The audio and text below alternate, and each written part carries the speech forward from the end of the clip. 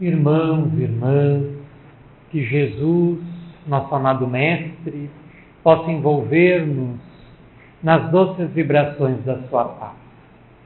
Nossa proposta é tecer alguns comentários em torno da prece. Algo extremamente importante na vida de qualquer indivíduo, sendo ele inclinado à religiosidade, à espiritualidade ou não.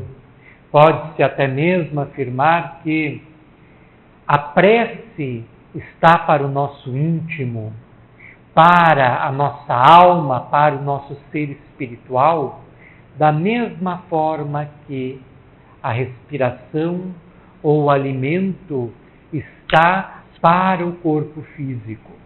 Da mesma forma que a alimentação, a respiração são indispensáveis para a manutenção da vida corpórea, se nós não respirarmos por alguns minutos, nós podemos ir a desencarnar. Se nós igualmente não comermos durante um tempo relativamente longo, poderemos ir a desencarnar. O indivíduo que não se volta rotineiramente para o exercício da prece, da oração, da comunhão com Deus, tende a definhar espiritualmente, a estar relegado às sombras de si mesmo, a estar sujeitos a interferências negativas em seu cotidiano com muito mais frequência e intensidade do que aquele que já transformou, que já adquiriu o hábito da prece. Então a prece é de extrema importância para nós. E nós vamos procurar desenvolver alguns comentários, algumas reflexões em torno de uma das questões mais importantes de O Livro dos Espíritos. O Livro dos Espíritos, para quem não conhece ainda, ele é o fundamento do Espiritismo. Ele é o alicerce da doutrina espírita. A doutrina espírita começa com ele. E ele reúne 1019 perguntas sobre os temas mais diversos, desde a cosmologia até a psicologia, dos problemas sociológicos às revelações proféticas para o nosso planeta e para a nossa humanidade. Então é um conjunto de temas por demais abrangente. O espírito Adolfo Bezerra de Menezes afirmou, através da mediunidade do médium baiano Divaldo Pereira Franco, que o Livro dos Espíritos constitui uma síntese do conhecimento humano, porque ele tange em todas as questões epistemológicas, em todas as questões do conhecimento. E nós destacamos, então, uma dessas questões, que é a questão de número 659, para servir de esteio, para servir de roteiro para a nossa fala ao longo dos próximos minutos.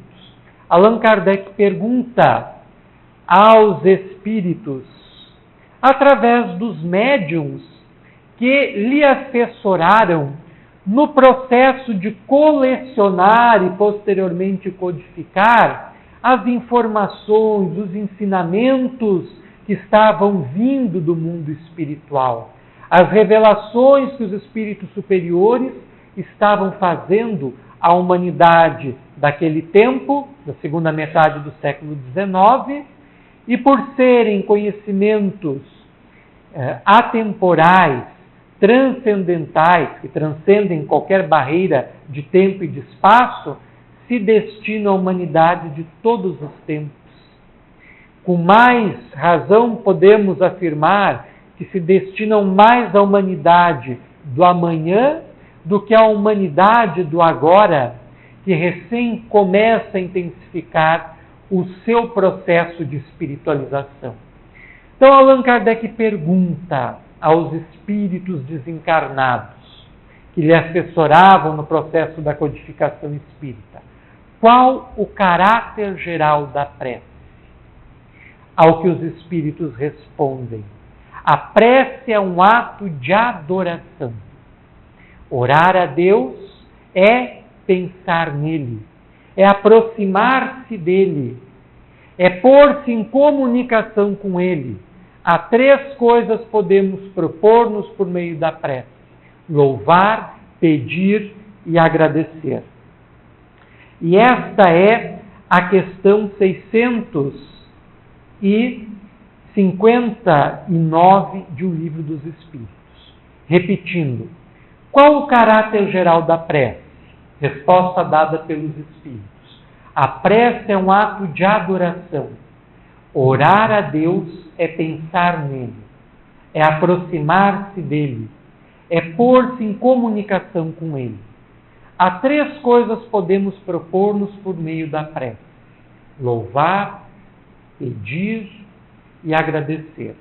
Esta questão, aparentemente simples, oculta em seu bojo, em sua estruturação, uma série de ensinamentos e de esclarecimentos fundamentais para nós compreendermos o que é a prece, qual a sua importância e qual as suas possibilidades. Então, primeiramente, cumpre destacar a prece como um ato de adoração. Mas, no que consiste a adoração? Essa questão, a questão 659, ela está contextualizada dentro de um capítulo, que é o capítulo 2, intitulado Da Lei de Adoração, que está, por sua vez, na terceira parte de O Livro dos Espíritos, intitulado Das Leis Morais. Então, Allan Kardec, na confabulação, no diálogo que ele mantém com os espíritos, ele estrutura as leis divinas em 10 partes, em 10 leis, consoante a mesma subdivisão presente no Decálogo, recebido por Moisés do mundo espiritual. Então, Allan Kardec, no diálogo com os espíritos, estrutura a lei de Deus por uma questão convencional em 10 partes. E a primeira parte, a primeira lei, é a lei de adoração, que está em perfeita harmonia com a primeira lei do Decálogo, que é adorar apenas a Deus. Essa é a primeira lei do Decálogo, é o primeiro mandamento. E Allan Kardec situa como primeira lei moral, devido à sua importância, a lei de adoração. E esse capítulo, que é o capítulo 2 da lei de adoração, é aberto pela seguinte questão: em que consiste a adoração? Ao que os espíritos respondem: na elevação do pensamento a Deus. Deste, pela adoração, aproxima o homem sua alma. Então, o que os espíritos entendem por adoração?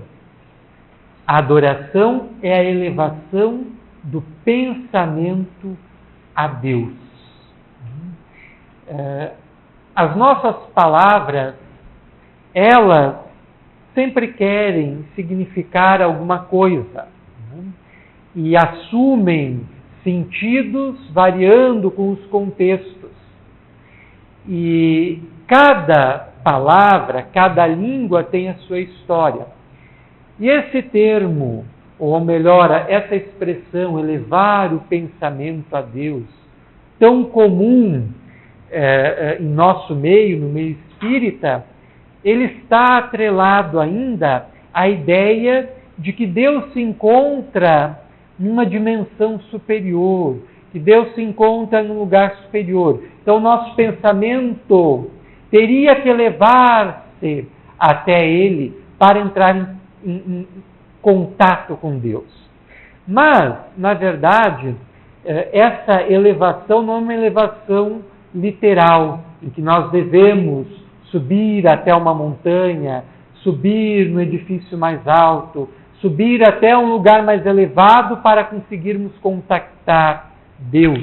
Essa elevação é no sentido de escalarmos os montes mais elevados do nosso íntimo, do nosso coração, da nossa mente. É nós conseguirmos acessar as zonas superiores do nosso eu, ascender até elas, nos desvinculando dos problemas, das dificuldades, das preocupações e fixar a nossa atenção em nosso íntimo e na comunicação que estaremos tentando entabular com a divindade. Então, nisso consiste a elevação. É nós acessarmos as nossas zonas mais profundas, as partes melhores da nossa personalidade, do nosso psiquismo, para ali procurarmos estabelecermos um elo, uma ligação, um contato, uma comunicação com Deus. Então, os espíritos definem primeiramente a prece como um ato de adoração. E isto, Allan Kardec definiu a adoração como uma lei natural, como uma lei de Deus, porque ela é universal. Lançando um rápido olhar sobre a história, nós vamos ver, ao longo de todas as culturas, de todos os povos, a presença da prática da adoração. Na pré-história, se adorava os elementos exteriores por força de uma perspectiva animista, em que os indivíduos, na primitivez dos seus pensamentos, atribuíam vida aos seres inanimados, e isso foi definido por alguns antropologistas como sendo animismo, que nada tem a ver com essa expressão utilizada no contexto da doutrina espírita.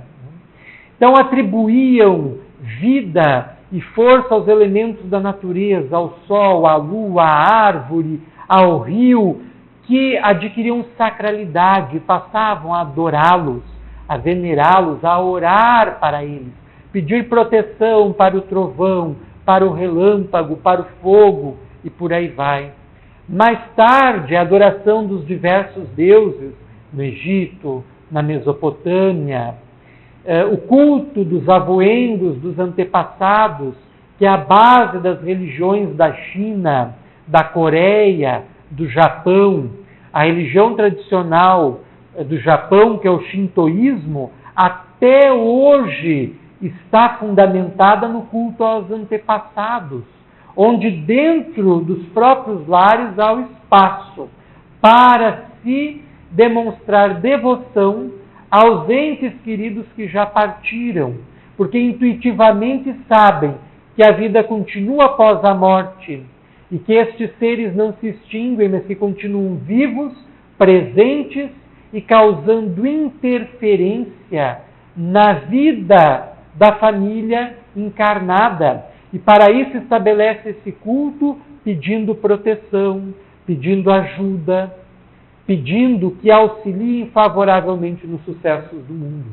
Então isso é uma prática muito comum, ainda hoje, nos círculos shintoístas do Japão. Então mais tarde é que surge a concepção monoteísta de um único Deus com o judaísmo, de onde evoluiu o cristianismo e de onde vem também, em parte, o espiritismo, com a concepção de que existe um único Deus.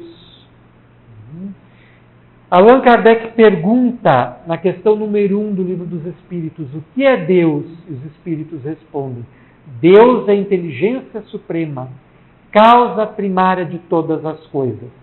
E existe uma estreita relação entre o primeiro capítulo do Livro dos Espíritos, que trata de Deus, o primeiro capítulo da primeira parte do Livro dos Espíritos, que trata de Deus, e o segundo capítulo da terceira parte do Livro dos Espíritos, que trata da lei de adoração. Porque a adoração é uma forma que a criatura tem de vincular-se ao seu Criador. A criatura, em função do seu processo evolutivo, em que precisa ao mesmo tempo voltar-se para fora de si e voltar-se para dentro de si, num processo de introspecção, acaba se afastando de Deus, se desligando de Deus, embora Deus jamais se desligue de nenhuma de suas criaturas. Então, precisamos fazer um caminho inverso de religamento com o Criador. E daí as inúmeras religiões. Um dos sentidos etimológicos apontados para a palavra religião é religare, do latim, que significa ligar de novo. Religar é ligar o que estava desligado, é ligar a criatura novamente ao seu Criador. E essa é a missão de todas as religiões passadas e presentes na Terra, é levar o indivíduo a um grau de intimidade, de ligação profunda com o seu Criador. E assim também o entende o Espiritismo, ao definir a prece como um ato de adoração, um ato que leva a criatura ao seu Criador.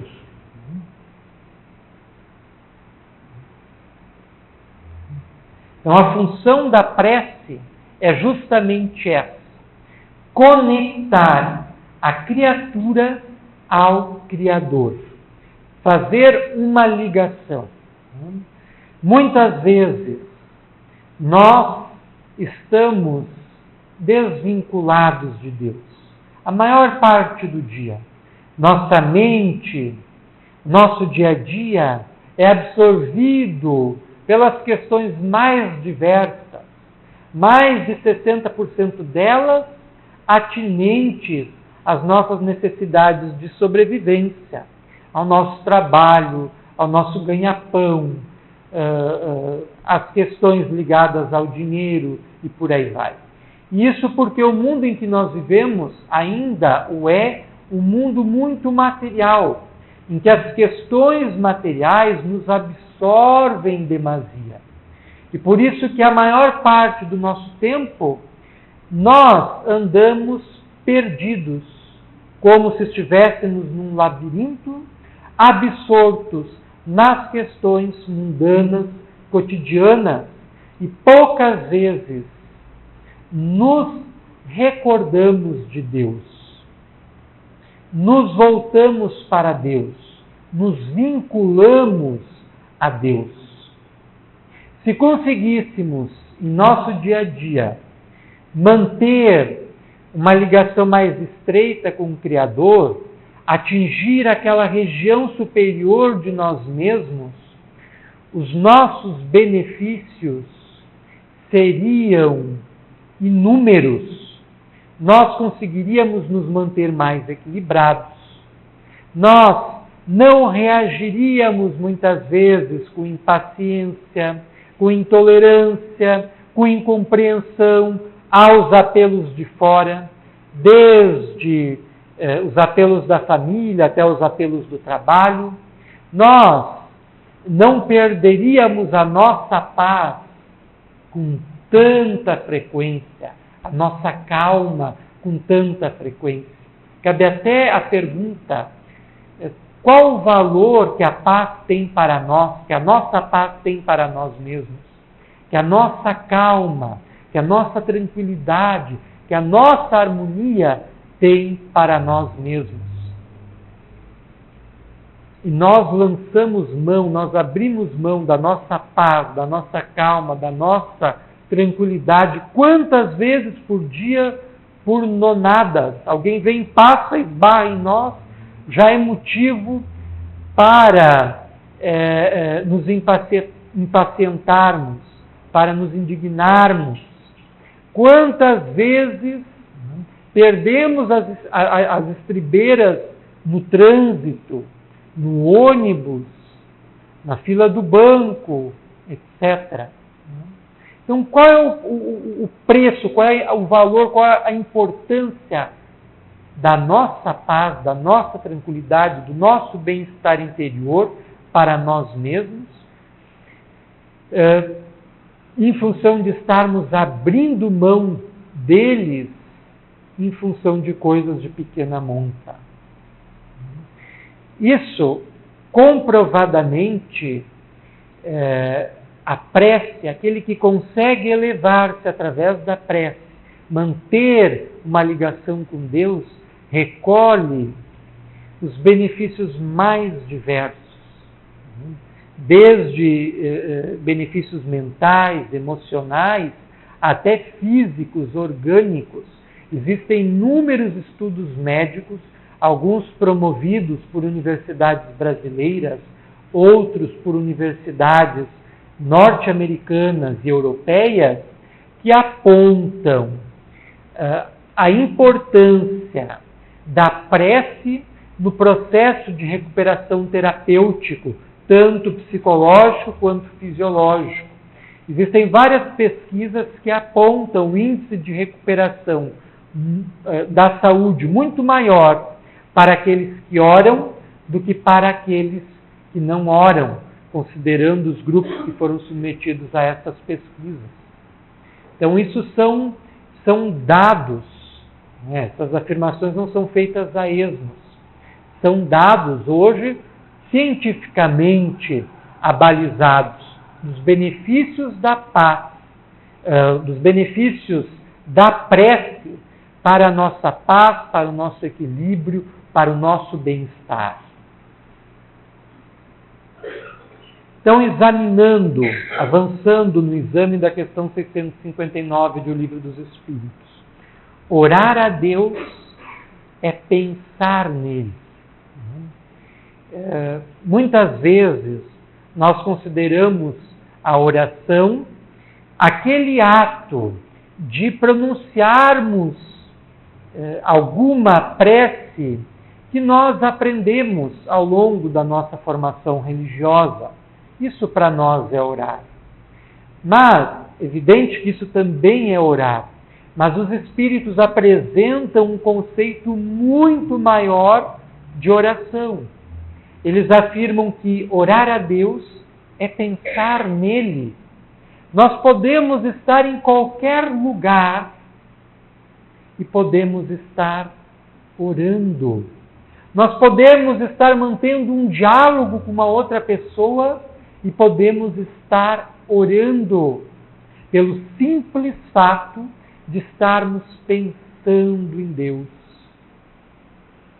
Pensar em Deus é uma forma de nos aproximarmos dele, de buscarmos uma vinculação mais íntima com ele.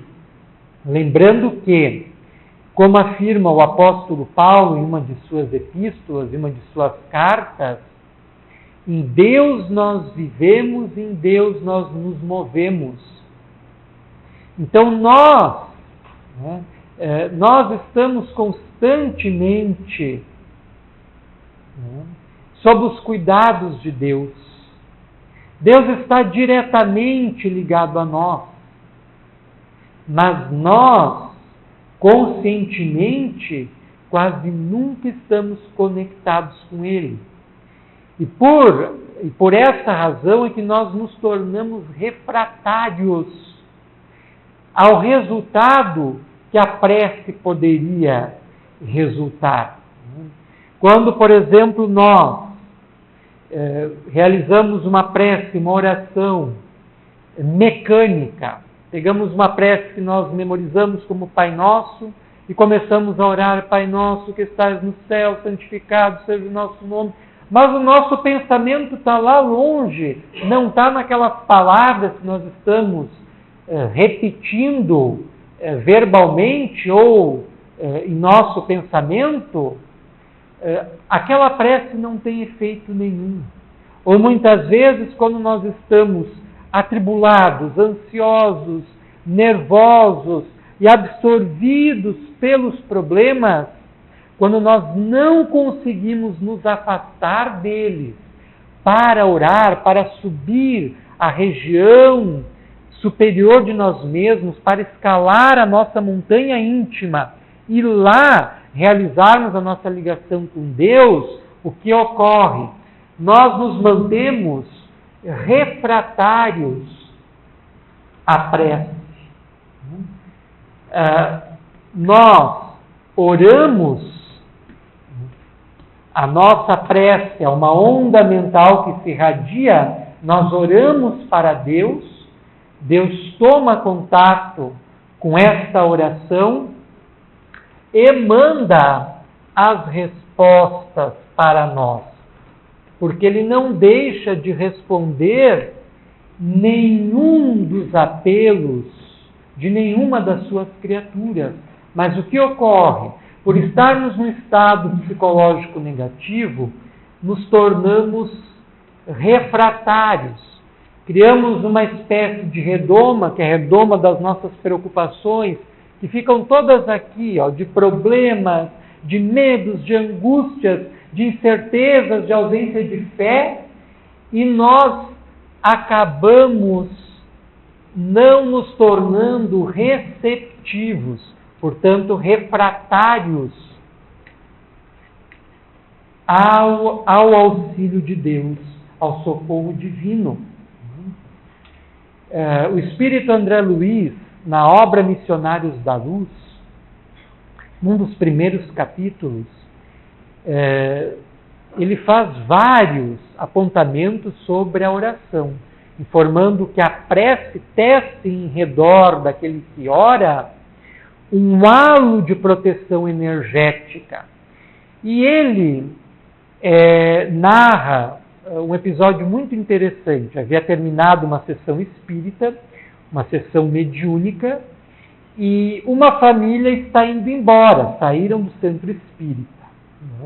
Dentro do centro espírita estavam sob a proteção natural do ambiente e dos mentores espirituais ali dentro. Quando essa família saiu, André Luiz e alguns outros espíritos a acompanham. E se tratava de uma senhora na idade madura, o seu filho mais velho e a sua filha mais jovem. Não havia completado 18 anos ainda. Dos três, apenas a jovem mantinha uma receptividade maior ao mundo espiritual através do pensamento elevado. A mulher e o filho mais velho, assim que saíram do centro espírita, acabaram voltando às suas preocupações rotineiras, aos seus medos, às suas questiúnculas, bloqueando a interferência espiritual positiva e abrindo canais para interferência espiritual negativa. E os espíritos, mentores espirituais que estão acompanhando aquela família, se servem da jovem para tentar fazer com que a mãe e o irmão passem a adotar uma postura mais positiva, mais confiante em Deus, na proteção divina. Então isso mostra a nossa condição odierna, rotineira, que muitas vezes é de estarmos refratários à influência espiritual que chega até nós como resposta de Deus aos nossos apelos por intermédio da prece. Então muitas vezes nós reclamamos que Deus não nos ouve. Quantas vezes nós escutamos pessoas falarem isso? Quantas vezes nós não dissemos isso? Que Deus não nos ouve, que Deus esqueceu de nós, que Deus nunca atende os nossos apelos, quando na maioria das vezes nós estamos numa condição espiritual, psicológica negativa, na qual nos tornamos refratários à influência divina. É como se Deus estivesse querendo nos ajudar e nós estivéssemos recusando essa ajuda e muitas vezes ainda lhe criticando a ausência de ação, quando quase sempre a responsabilidade é nossa. Então, para os espíritos, orar a Deus é pensar nele. E esse pensar nele vai nos aproximando de Deus. A segunda explicação dos espíritos: orar a Deus é aproximar-se dele.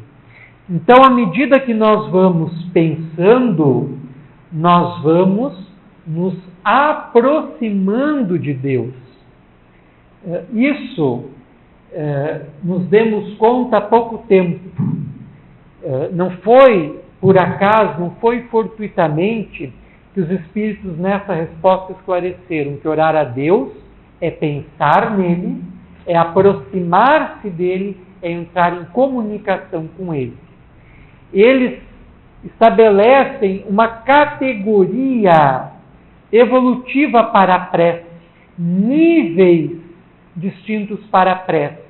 A prece que se dá pelo pensamento, pensar a Deus. Quando pensamos em Deus, já estamos orando.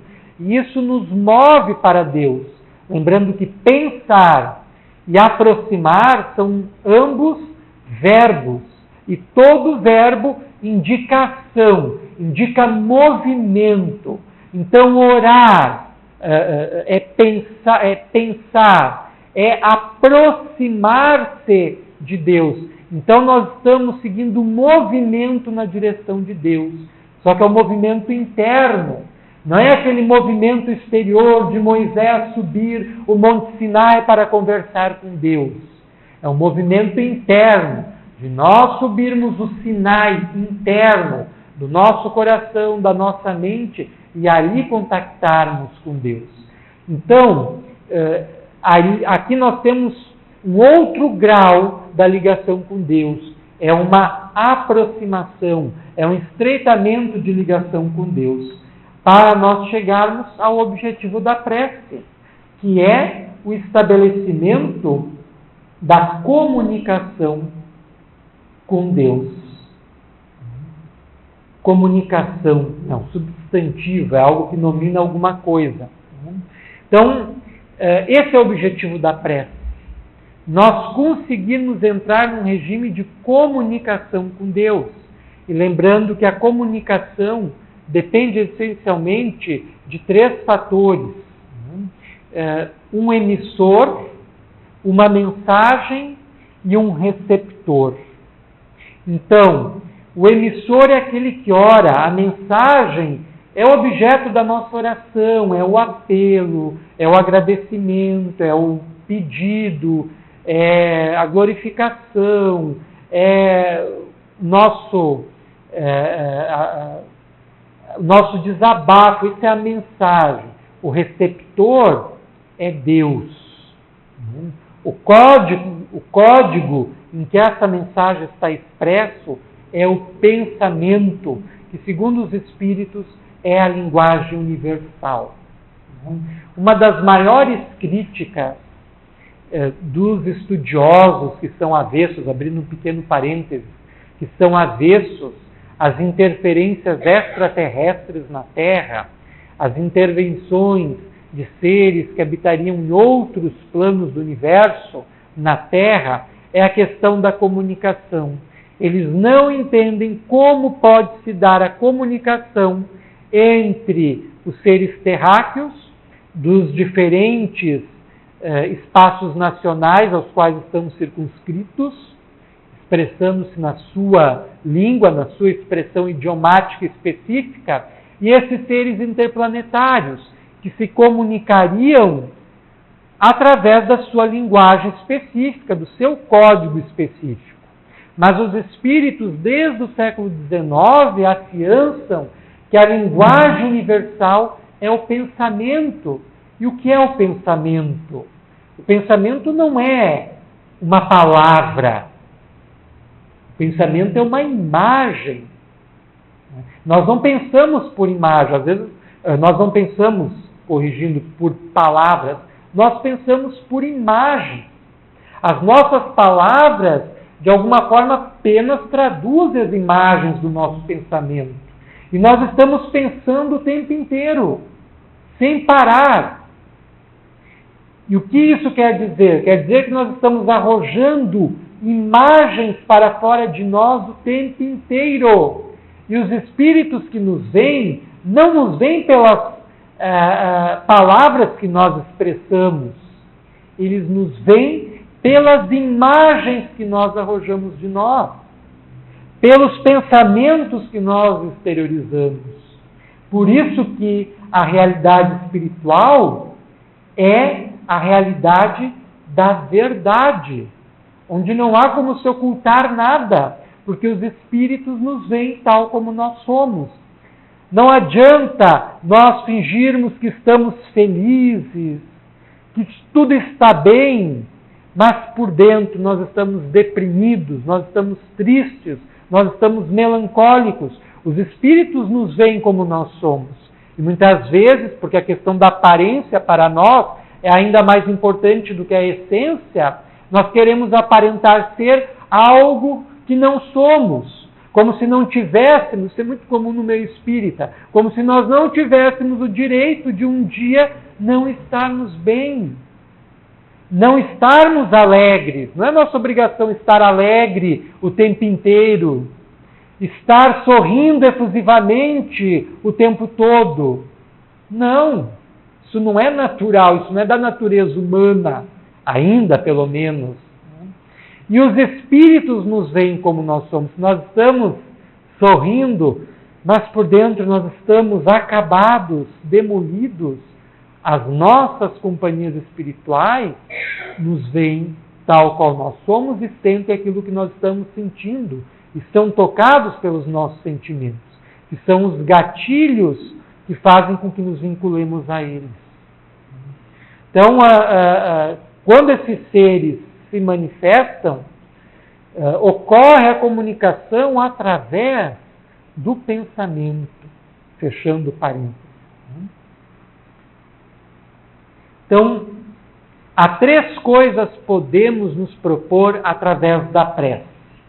A primeira delas é louvar, que segundo o dicionário significa exaltar, glorificar, dirigir elogios a alguém, decantar-lhe os méritos, aprovar, aplaudir. Isso é louvar. Trouxemos um exemplo de louvor.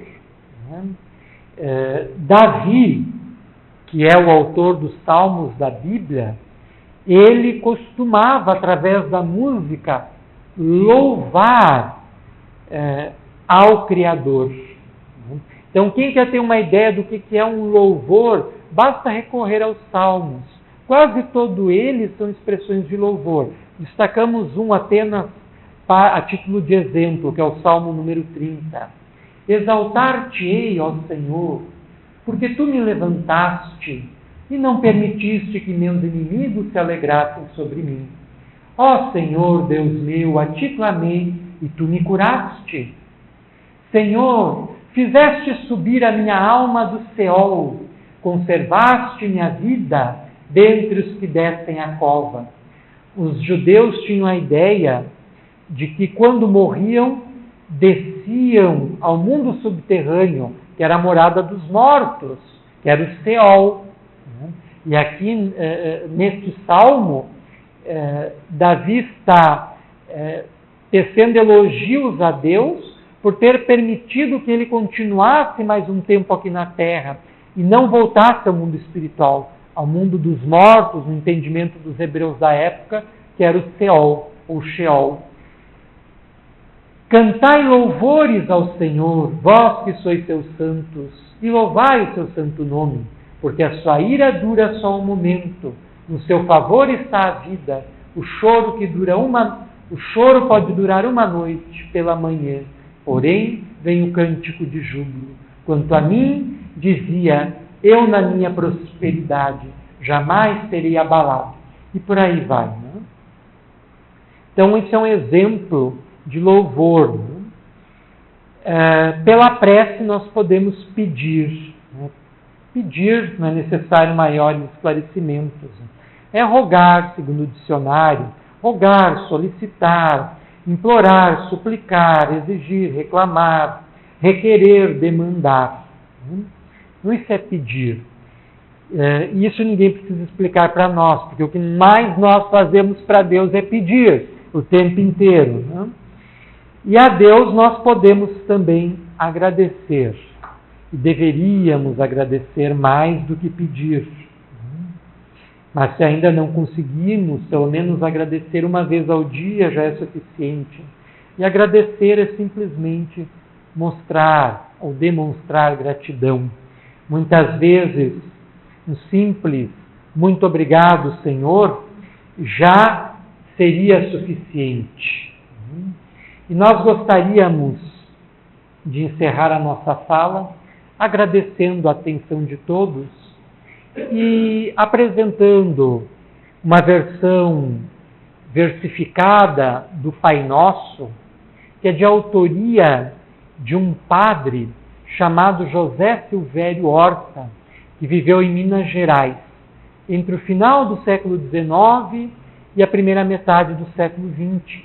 E que assim que ele desencarnou, ele manifestou-se através da mediunidade do médium mineiro Francisco Cândido Xavier e escreveu essa poesia que para nós é a versão em versos mais bela que conhecemos do Pai Nosso. E ela se encontra na primeira obra do médium mineiro, que é Parnaso de Além-Túmulo. Essa obra veio a lume no ano de 1932. É a primeira obra do médium mineiro. E ela está presente neste livro. Pai nosso, que estais nos céus, na luz dos sóis infinitos, Pai de todos os aflitos deste mundo de escarcéus. Santificado Senhor, seja o teu nome sublime, que em todo o universo exprime concórdia, ternura e amor. Venha ao nosso coração o teu reino de bondade, de paz, de claridade, na estrada da redenção. Cumpra-se o teu mandamento, que não vacila nem erra, nos céus como em toda a terra, de luta e de sofrimento. Evita-nos todo mal.